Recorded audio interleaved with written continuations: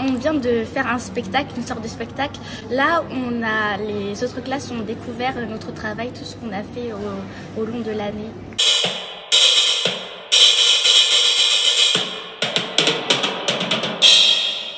Je suis le silence. Les élèves, je pense, ont beaucoup appris sur eux-mêmes, sur qu'est-ce que c'est qu'un travail artistique, les exigences et le plaisir dans ce type de travail. J'espère qu'ils s'en souviendront longtemps. Et le projet a impliqué 5 classes du collège. La classe de 6e 3, qui donc va représenter les 5 classes qui ont travaillé toute l'année avec Paulina et Stéphanie sur le projet. Aujourd'hui, on a la classe ambassadrice qui va présenter une petite carte postale et aussi un travail sonore parce que le projet était autour de la migration sonore, c'est-à-dire comme le son migre et dans cette recherche d'identité collective sur les vibrations corporelles, sur les différentes langues qui se parlent au sein d'une classe. Bien sûr, le projet il était étroitement lié avec l'exposition permanente du musée. On est au musée de l'immigration pour découvrir des arts, des mosaïques, etc. On a travaillé sur l'immigration, sur le fait de pouvoir voyager, de quitter son pays, d'immigrer et on a créé une danse chorégraphique pour pouvoir montrer ça aux spectateurs.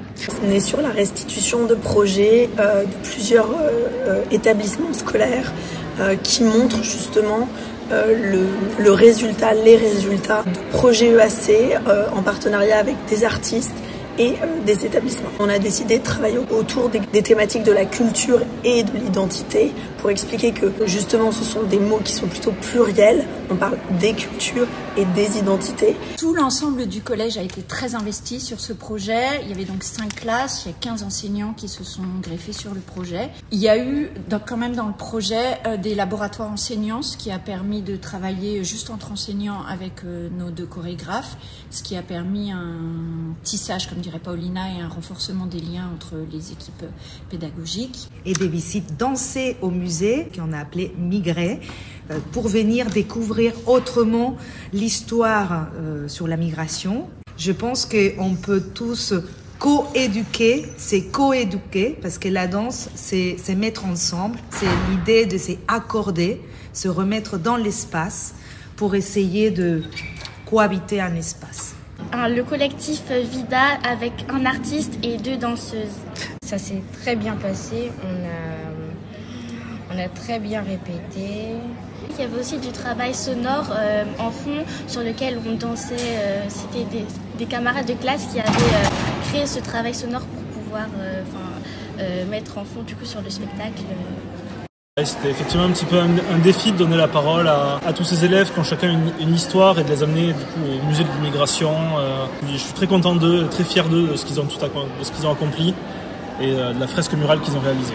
On aurait pu croire que la langue aurait été une barrière parce que c'est des élèves qui ne maîtrisent pas forcément très bien le français, mais très rapidement ils se sont emparés du projet, ils se sont montrés effectivement créatifs comme tu le disais, ils se sont livrés, ils ont raconté des petites histoires personnelles et je trouve ça très touchant.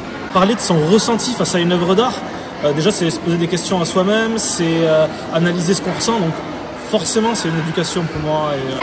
Donc ça s'est passé avec plusieurs élèves ambassadeurs qui ont pris la parole pour expliquer ce qui avait été fait avec la classe et on a terminé par une sorte de tour de table où chaque personne disait quel était son pays d'origine.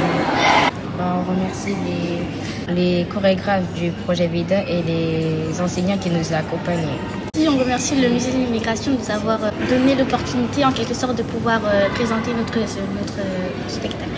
J'ai essayé de voir avec les élèves, de les aider à parler d'eux, tout en parlant d'une manière détournée grâce à la nature morte, puisque en prenant des objets de leur quotidien, de chez eux, de leur école, c'était une manière de parler d'eux, mais de manière un peu dérobée pour qu'ils évitent d'avoir à montrer leur portrait. C'était pour moi une manière plus simple de parler de ses ambitions, de soi, de qui on est, sans forcément avoir à montrer sa silhouette. C'était un projet très ambitieux parce que c'était une option scolaire et donc les élèves étaient invités à s'inscrire tout au long de l'année sur ce projet.